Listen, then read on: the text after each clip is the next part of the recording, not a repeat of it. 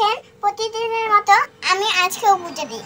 দেখবেন, দেখেন এই যে ছোট বালতি, আর এই যে ছোট্ট গ্লাস পড়ে গেল, এই যে ছোট বালতিতে জল আছে, তখন ছোট বালতির থেকে জল নিয়ে নিলাম।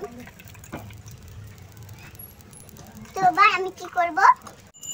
তো হ্যালো বন্ধুরা, দেখছেন এই ধূপকাঠি, প্রদীপ, প্রসাদ, জল, বালতি, কাপড়, এই যে এখন ফুল, এই যে এই ফুলগুলো দেখেন কি সুন্দর সুন্দর, এই যে এই দেখেন কি সুন্দর।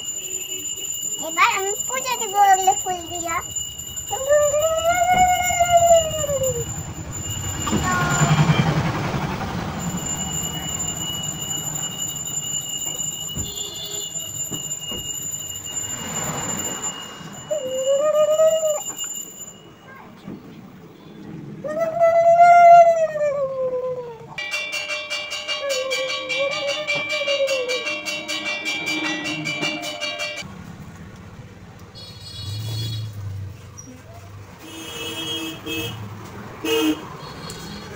তো হ্যালো বন্ধুরা, আমার পুজো দেওয়া শেষ হয়ে গেল।